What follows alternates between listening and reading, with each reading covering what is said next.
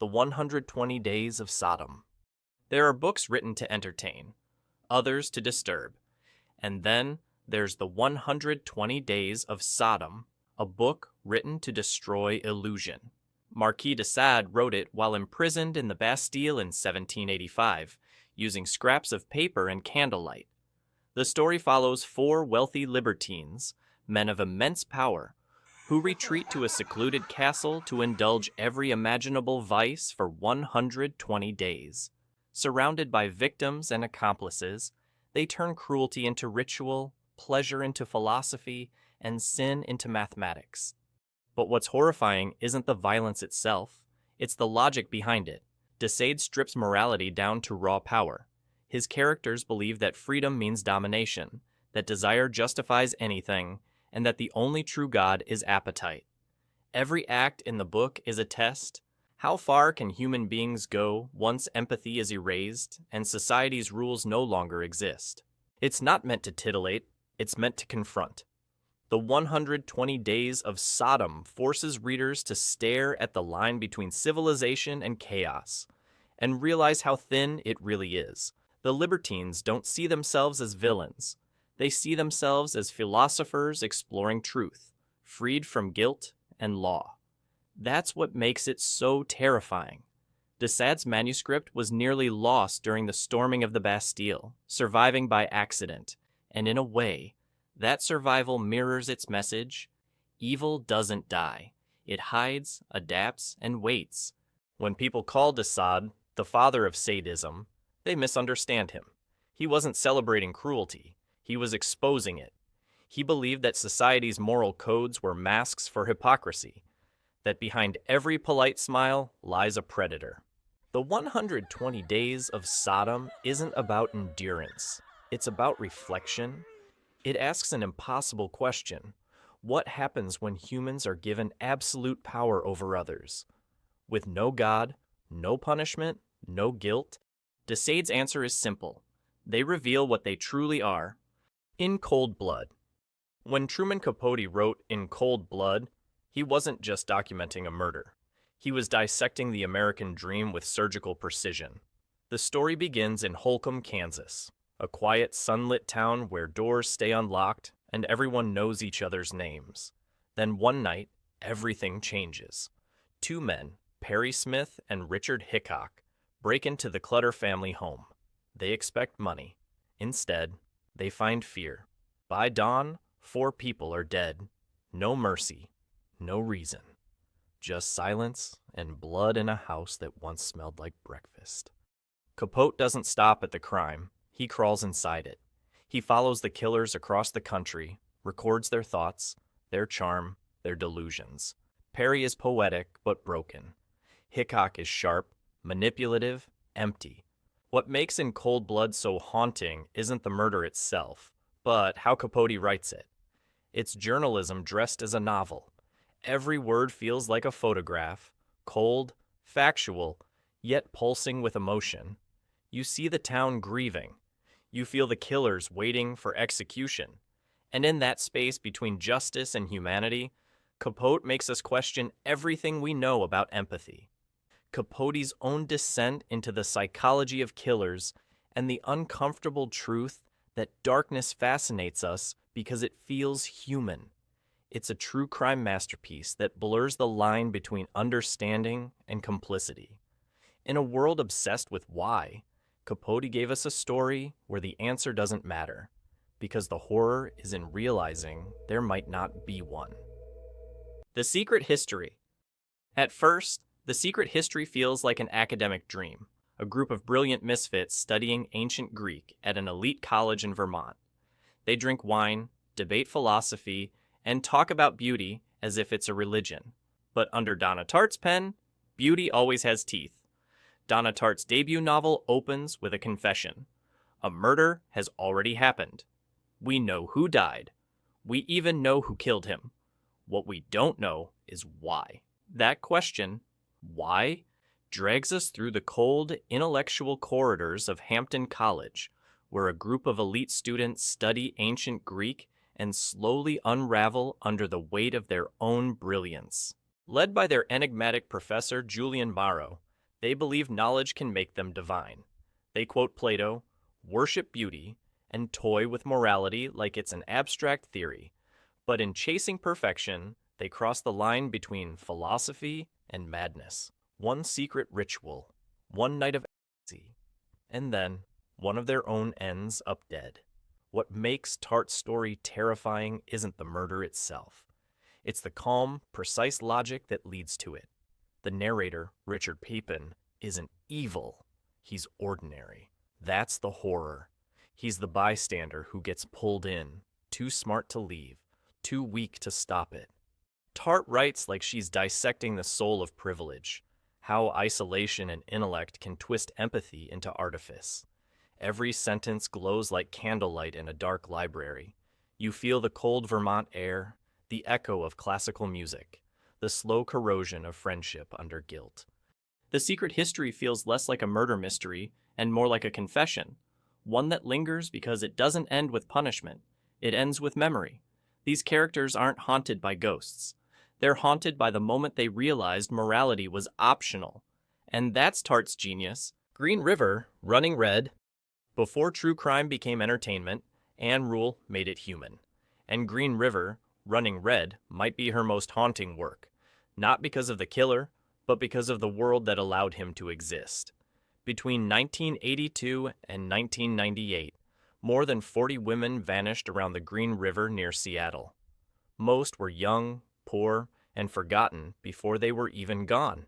Their disappearances barely made the news. They were labeled runaways, workers, troubled girls. But to one man, Gary Ridgway, they were prey.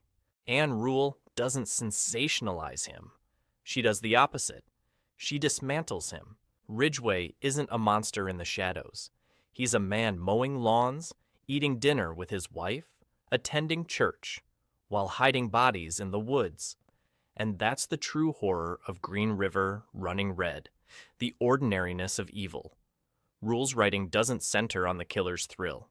It centers on the victim's silence. Each chapter restores their names, their faces, their family's hopes. She writes them back into existence, reminding readers that every missing person was once a daughter, a friend, a heartbeat that mattered. The investigation itself becomes a portrait of obsession and frustration. Decades of dead ends, boxes of evidence that go nowhere, cops burning out, hope fading. Until DNA finally speaks, decades later, and Ridgway's mask of normalcy collapses. When confronted, he admits to killing so many women that he lost count. That line hits like a sledgehammer, not just because of its cruelty, but because of how casual it is. Ridgway represents a kind of evil that thrives in banality. He wasn't brilliant. He wasn't insane. He was patient, predictable, and invisible in plain sight. But Rule doesn't let the story end with him. The final chapters linger on grief, the endless, suffocating kind that time doesn't fix. Parents who died still waiting for closure. Police officers haunted by faces that never left their minds. A community that pretended to move on, but never truly did. Green River, Running Red, stops feeling like a crime story. It feels like a requiem for the victims, for the justice system, for every name that vanished into statistics. Anne Rule once said she wrote about killers not to glorify them, but to remember the people they erased. And in doing so, she built something more powerful than fear: empathy. The Stand. When Stephen King writes about the end of the world, it's never just about the apocalypse. It's about what comes after. The Stand begins with a single sneeze, one cough in a military lab, and ends with the fall of civilization itself. A government-made superflu, codenamed Project Blue, escapes containment. Within weeks, 99% of humanity is dead. Cities rot. Highways turn into graveyards. And the survivors? They split into two camps. On one side, Boulder, Colorado, a fragile community trying to rebuild civilization. On the other, Las Vegas, a city of neon and nightmares ruled by Randall Flagg, the Dark Man. He's not just a villain, he's something older. a walking embodiment of chaos and temptation. King doesn't write this like a simple good versus evil story. He writes it like a mirror. Boulder represents faith, unity, and humanity's desperate will to do good, while Vegas represents the seductive pull of order through fear. Both sides believe they're saving the world. Both think they're righteous. The evil isn't in the virus, it's in people, in how quickly compassion turns to control, or how faith becomes fanaticism. Every character walks a moral tightrope. The survivors who pray to God often act like tyrants, and the monsters who serve the devil, sometimes they're just broken people searching for belonging. King drags you through this moral wasteland slowly. The quiet moments hit hardest. A mother burying her child in silence, a man hearing music in an abandoned mall, a flag waving over a city of corpses. It's not the death that haunts you, it's the small human things that survive it.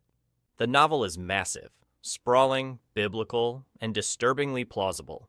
It doesn't just imagine apocalypse, it captures the spiritual infection that follows it. The sense that when everything falls apart, what rises isn't always better. King brings the story full circle. Civilization returns. The lights come back on. But the question remains, did we learn anything, or are we destined to repeat it all again? Cloud Atlas. Cloud Atlas isn't just a book. It's 6 lives echoing through centuries, each one a reflection, a reincarnation, and a warning. David Mitchell builds it like a literary nesting doll, a 19th century diary, a composer's letters, a corporate thriller, a dystopian interrogation, a tribal legend, and in between them all, the same soul, reborn again and again, making the same mistakes in new worlds. It begins with slavery. It ends after civilization's collapse, and everything in between is humanity's slow-motion replay of greed, cruelty, and hope. Mitchell doesn't tell you this directly. He lets you feel it, as characters' stories bleed into each other, as symbols repeat, as kindness and violence echo through time like ripples that never die. Each section reveals a different world, but the same truth. Power devours the powerless. In the past, it's colonialism. In the future, it's corporations owning human clones. In between, it's everything in between. Art, ambition, and the endless hunger for control. What makes Cloud Atlas dark isn't its violence. It's the realization that progress doesn't erase cruelty. It just rebrands it. The same hierarchies return under new flags. The same sins get new faces. Humanity keeps rebooting, but never upgrading. And yet, buried under all that repetition is something fragile. Rebellion. The belief that one act of kindness, no matter how small, can echo forward. That a letter, a song, or a sacrifice might outlast the cruelty that created it. Mitchell plays with time the way others play with morality. He makes you feel like you've seen this all before, because you have, in history, in headlines, in yourself. Each life in Cloud Atlas becomes a reminder that we are all both victims and villains of the systems we inherit. The book ends where it began, in the 1800s, with a man deciding to stand against slavery even if it costs him everything. He writes, "What is an ocean but a multitude of drops?" And that's the haunting brilliance of Cloud Atlas. It's not hopeless, it's recursive, a warning that cruelty is eternal, but so is compassion. 1Q84. Imagine Tokyo in 1984, but slightly off. 2 moons hang in the sky. Reality has split, and you've stepped into the wrong version of your own life. That's the world of 1Q84. Murakami builds it like a fever dream disguised as a love story. Aomami, a quiet assassin, kills abusive men with surgical precision. Tango, a math teacher and failed writer, secretly rewrites a strange girl's novel, a story about a hidden world ruled by the little people. But somewhere between fiction and reality, something shifts. The book they create starts leaking into the real world, rewriting both of their lives. This is where 1Q84 turns unsettling. It's not a fantasy you can escape from. It's an infection of reality itself. Streetlights hum differently, time skips, and people vanish as if rewritten from existence. Murakami never tells you when the switch happens. You just realize one chapter too late that you're no longer in the same world. At its core, 1Q84 isn't about magic. It's about loneliness. Every character moves through the novel like they're searching for someone who can truly see them. In this alternate Tokyo, love becomes rebellion, the last fragile connection holding reality together. Murakami's darkness doesn't come from monsters. It comes from detachment. Aomame and Tengo aren't fighting villains. They're fighting the emptiness of modern life. Bureaucracies that kill empathy. Systems that erase individuality. A culture so numbed by repetition that an entire parallel world could form and no one would notice. And yet, amid all the cold surrealism, there's a heartbeat. A decades-old promise between two people who once held hands as children. The story's cosmic strangeness keeps circling back to that small human touch. The idea that maybe, in a universe full of doubles, there's still one version of reality where two souls can meet. 1Q84 isn't asking whether the world is real. It's asking whether love can make it real, whether meaning can survive in a maze of false mirrors. It's haunting, slow, and deeply personal. A dream that doesn't end when you wake up. The three-body problem. Some books don't just question humanity, they indict it. The three-body problem begins with one of the darkest moments in modern history, the Chinese Cultural Revolution. A young astrophysicist, Ye Wenjie, watches her father beaten to death for believing in science. Disillusioned, she sends a signal into space. Not a cry for help, a whisper of betrayal. That single message invites an answer. From a dying alien civilization orbiting an unstable triple-star system. A place where suns rise and fall unpredictably, where entire civilizations collapse, rebuild, and collapse again. The three-body problem. But the true horror isn't out there. It's here. When Ye Wenjie receives their response, "Don't answer again. We will come." She doesn't warn humanity. She welcomes them. She decides Earth doesn't deserve saving. What follows is part science fiction, part cosmic judgment. As scientists begin mysteriously dying, a secret virtual world spreads. A game simulating the aliens' chaotic planet. The people who play it aren't just gamers. They're believers.